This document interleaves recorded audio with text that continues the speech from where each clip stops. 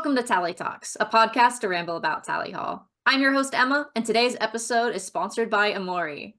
I'm joined by Tony from tallyhall.life on Instagram, and we will be talking about the Tally Hall vinyls. Hi. My name is Antonio. It's an honor to be on this podcast. I know I'm stuttering a lot, so that's how you know that I've been waiting for this all week. I am a silly guy with an extreme obsession with Tally Hall, and my sister resents me for it. And I love her. I love her so much. She's like my best friend. Yeah, thank you for joining me on. How long have you been a fan of Tally Hall? How did you first find the band? I want to say around 5 years, I would say. I before the big boom of Tally Hall, I had a phase with my sister where we would just play Splatoon and watch Splatoon videos. And there was a specific one by this YouTuber named Octoboy, and he had this guy named Failboat on it. And they played Banana Man during a scene where Failboat peeled a banana with one arm. And I looked at my sister and I was like, what a funny song. So I did a bit of research on it, and then I looked at the video, and this was during my Undertale phase, so it wasn't really Oh my anything gosh. too bad, but it was definitely kind of a shock. Um, but I was still kind of obsessed with that video, so I added it to my Spotify playlist, listened to it for the better part of like 2 years, and then the ruler of everything. And I'm sure, and I know everyone else who's been on this podcast has said this, and so I'm not special.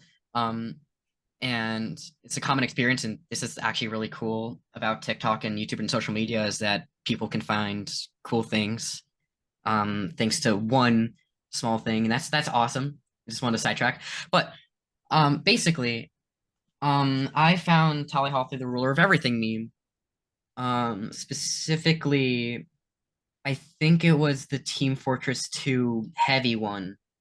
Oh my And gosh. on my way to like an event with like my family, I watched the Ruler of Everything music video, and my life changed forever. I think I listened to Banana Man and Ruler of Everything on repeat for like the next 2 years.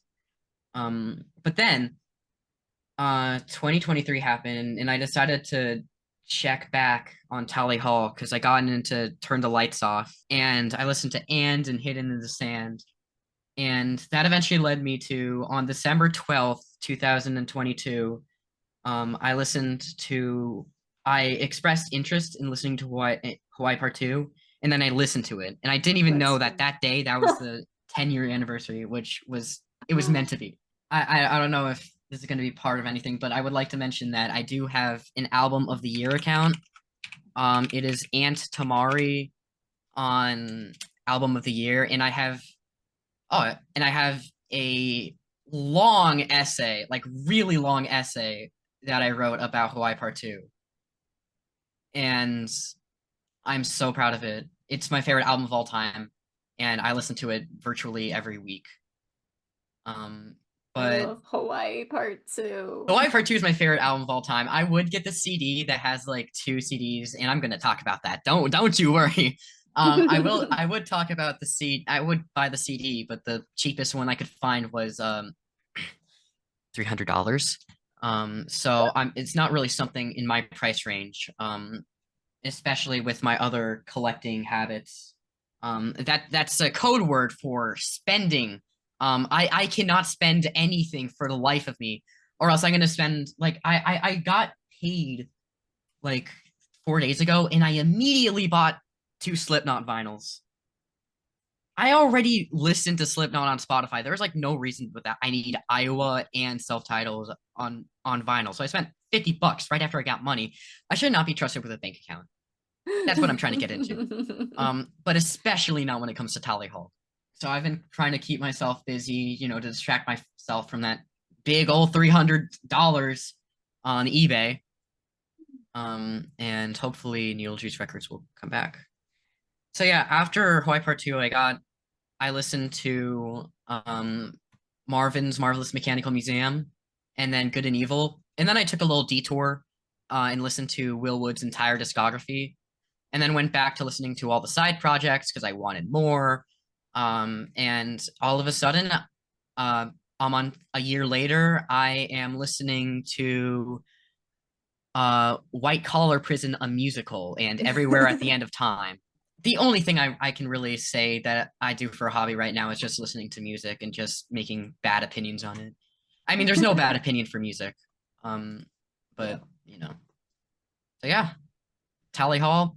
I've I'm obsessed with Tally Hall. My girlfriend hates me for it. My friends hate me for it. My sister hates me for it. Everything is okay. I love Tally Hall. No, I'm joking. My everyone that I mentioned actually likes Tally Hall to an extent, or likes me talking about it. How long have you like had the knowledge of the like side of the tally hall merchandise finals, etc.? Because that was something you had mentioned being very excited about. Oh yeah, When did you so first discover it? back in, I want to say November, December, I was scrolling through the Tally Hall subreddit, and I saw I saw someone post about Hawaii Part 2 on vinyl being like the Tully Hall Miracle Musical vinyl just sold out in less than 48 hours, and I was like, holy crap. One Um hour. yeah, I was like, oh no, I need to I need to get the next repress of this. I didn't even know anything about vinyls, and I wanted one because I was such a big fan of Hawaii Part 2 that I just needed it. Um Luckily, about a week later, I got like, I don't remember how I found it. I think it was also through the Tally Hall subreddit, but I found out there was a second repress of the Tally Hall Hawaii Part 2 vinyl, and I was ecstatic. I bought it immediately. Like, I was scared that it was gonna sell out in the first hour, so I was literally sitting in like the middle of like technology class, just like waiting for it to drop, just like refreshing Vinyl Lux's Twitter pages and just like, please drop it, because I wanted to be the first to buy it so that I was sure to have a spot. So I bought that, and then I bought the Variations on the Cloud vinyl. I really wish I set aside a few, like $20 more to get the CD, but everyone wants to rule the world, so can't really do anything about it. But after that, I didn't have a vinyl player, so I just bought Hawaii Part 2 without a vinyl player because I'm a, normal guy who, because I was a normal guy who wasn't into vinyl collecting. That's soon to change. You're going to hear an update about that soon. But I then bought Marvin's Marvelous Mechanical Museum and a very bad vinyl player.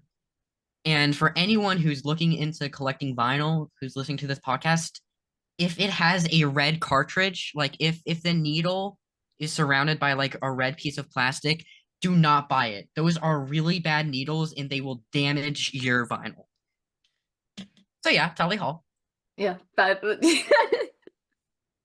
yeah, I remember then it was like, okay, nothing was happening. Then January happened, and some point, like a week or two in January, I forget when it was, but Needle Juice Records randomly was like, hey guys, we're doing a repress of Marvin's Marvelous Mechanical Museum and releasing CDs. It surprised everyone, including Tally Hall. I mainly remember at least though, where it was like some of the members were like, oh, I guess this like got leaked early, but yeah, we're doing this. And so that was Oh just yeah, yeah. that was Yeah, really this was cool. part of the plan, right guys? Um But yes, but it was beautiful to see. And I had known of Needle Juice Records because of Lemon Demon. And staring at those and being like, oh, the pretty splatters, like it's just ooh, so colors. so cool. I thought all vinyls were just like these boring black Black. circles, but not anymore. No, that's, I mean, I would like to praise Needle Juice Records. We had a conversation about this before the episode started about how I would just like not, how I will not stop talking about how cool Needle Juice Records is. They hit it's like the Cave Town Mother and Destroy Boys tour where their entire demographic is the same people. Like they hit that right nail on the head. The same things with Needle Juice Records. Lemon Demon, Tally Hall, and King Gizzard on the same record label hit the nail right on the head. That's not even a Venn diagram. That's a circle. The same people who listen to Tally Hall listen to Lemon Demon, listen to Lemon Demon, listen to King Gizzard, yada yada yada. They hit that. The only thing missing is Will Wood and Jack Stauber. I remember seeing one day Marvin's Marvelous Mechanical Museum on vinyl. I don't know if it was on Vinyl Lux or Needle Juice, but it was cool. It was awesome. It had like a splatter, it had a design. It was crazy. It was like it's like what Coco Melon is to babies, that vinyl was to me.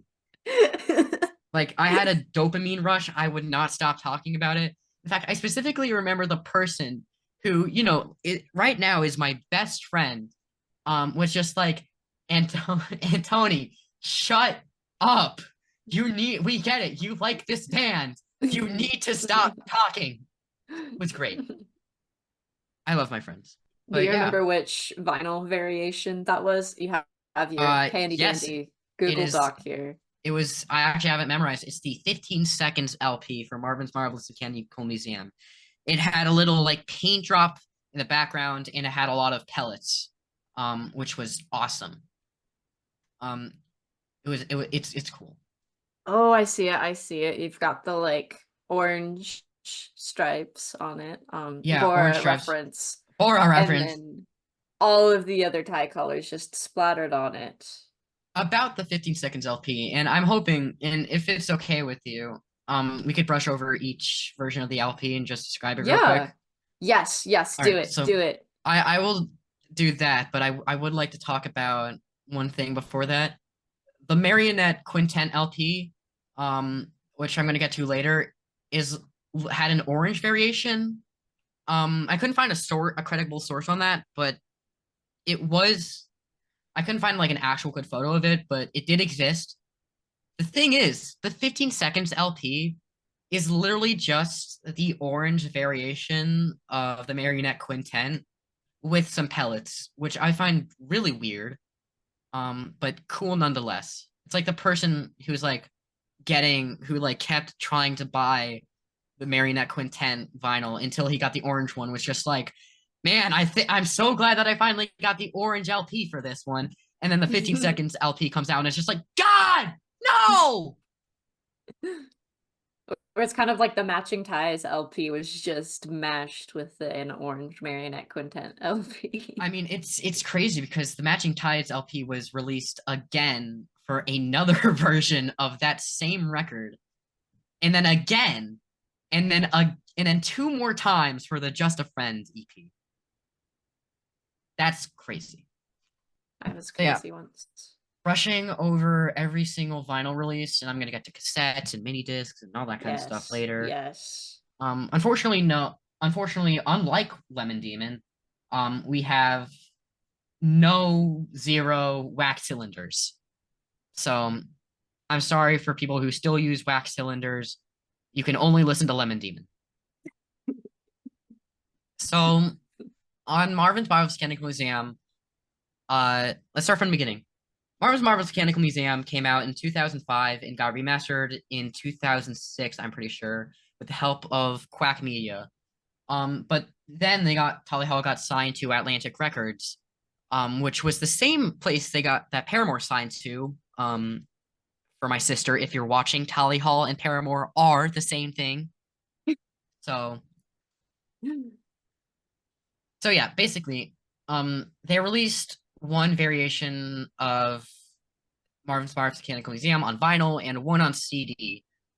It was the basic black vinyl, and I think it was the moon on the CD, but I'm not certain. I could definitely be wrong. But the interesting thing about the first pressing was modern Tally Hall vinyls, specifically for Marvin's Mechanical Museum, have this like have this clock indents in the middle of the vinyl. But for Marvin's Marvelous Mechanical Museum, it has the moon instead of the clock. And if you want to see more information about that, go on the Google Doc. I'm going to publish it. Look for it on my. See, that's another reason why you should follow my Instagram account. Follow my Instagram account, please. I am begging you. I have devoted my life to this band. Um, it's weird because by the time Good and Evil came out, they did nothing. They did nothing. No repress for Marvel's Chemical Museum. The next repress was in 2021 when they got signed to Needle Juice Records. This was 13 years after the original pressing.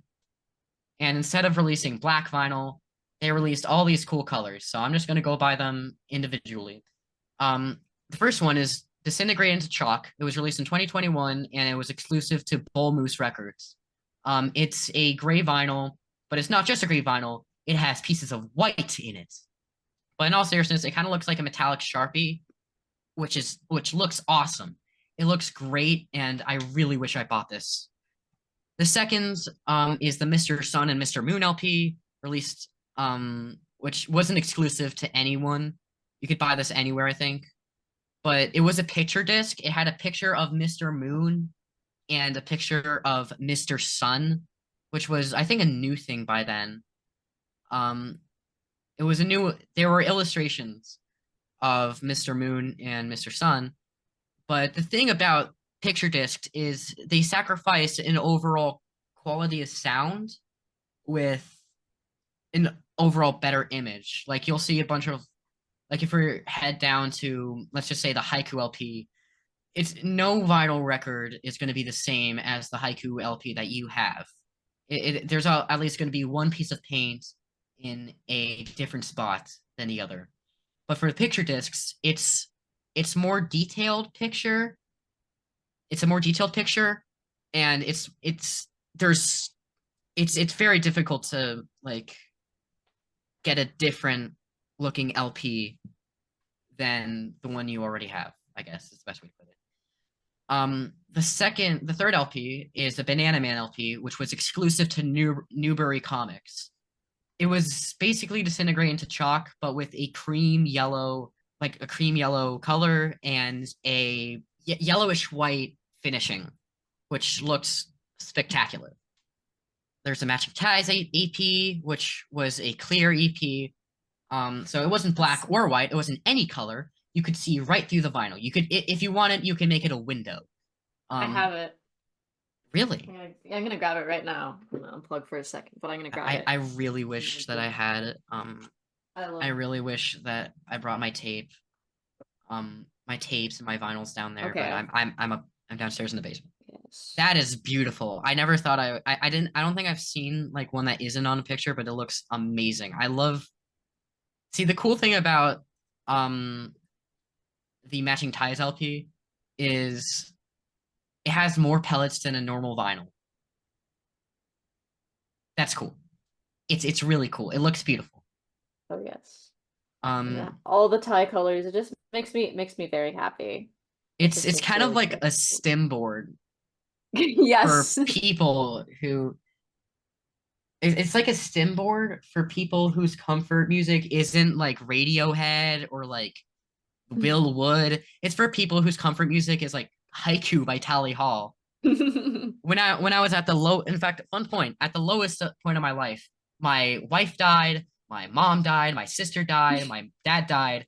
The only person that was here for me was Haiku by Tally Hall. I would like to thank Haiku from Tally Hall. So yeah, Marionette Quintet LP is probably the most interesting out of all of these. There are 5 variations of it, and how it worked was you would buy an LP, but you would get sent a random color without knowing it. So you could either get a green one, a gray one, a red one, a yellow one, a blue one, or an orange one. And I labeled the exclusivity as not certain because I'm not sure really where it came from, because there's a lot of different sources saying that's just from Needle Juice, but there's even more sources saying that it's from Trusty Spot, and there's even like a vinyl re like reselling website called Merch Bar. Don't buy from Merch Bar. They are really bad. Some people say it's exclusive to Merch Bar. It is not. It is not. Do not trust Merch Bar, please, for the love of God. Um, I do remember it being on sale for needle juice. I want to say it was just like a few hundred. yeah, Could be they wrong they were though. very limited. Which makes sense because God, it's difficult to package each individual one, knowing that oh, those are gonna get sent to a random guy. What if he like I don't know, it's just a really difficult thing to it's more difficult than anything else. That's what I'm trying to get at. Yeah. I do feel like I remember it being noted that they would try to keep track of your order history though, where if you like bought multiple, you would most likely get a few different colors. I could be mixing that up with a different needle juice thing though, but I do remember I there do think being that that's definitely I feel like that could definitely be true in the case for Tally Hall. Although I haven't spent $100 on this. I didn't even know about this for a while until actually last week. Um, Moving a little bit sidetrack from vinyls, we have the mini discs, which released in 2021. For people who don't know, mini discs are these very tiny, like, like kind of hard drive kind of stuff. You stick it in your computer, and they play songs. But it's the thing is, it's not like it's not 6 inches or 7 inches. It is 4 inches by 4 inches or somewhere around there. It is incredibly small. It is, oh my God. I wanted to get, it is so detailed too. I'm not certain, but I'm pretty sure they're hand drawn, which is why they're so expensive. And there's usually only 50 versions, 50 copies released at a time. And the same thing happened. We're just gonna get this out of the way. The same thing happened for Good and Evil. Um, Same deal with Marvin's Mechanic Museum. But and then for CDs, they released for the first time in 13 years, again, the CD and the first time ever, the tape. I spent $50 on buying, no, that was just the tapes and CDs. My whole entire order altogether was like $80. Hmm. Because I bought the two 7 inch LPs and and then I bought the CDs. The CDs and the cassettes look absolutely gorgeous. It's like it's so cool. I don't even like CDs that much or collecting CDs. I think vinyls are more interesting, but God, the CDs look amazing and the cassettes look beautiful also. Now going back to vinyls because I think from here on out it's just vinyls. Um you have the Silent Explosive LP. I don't even know how to describe this one. I don't know if you're following along with this, I with am. like Yeah. I don't even know how to describe it. It is like man-made horrors beyond our comprehension. It is Do some a research. silent explosion. Yes, it do some research on this. Either go on discogs.com, search up Silent Explosive LP, or go to Marvin's Mechanic Museum and then scroll down to Silent Explosive LP. Or easier option, follow my Instagram account at tallyhall.life. Oh Oh, yeah, go ahead. I was gonna Go. say I feel like for the silent explosive LP, it almost like it's pretty much as if you were to witness just like a star exploding, I feel like.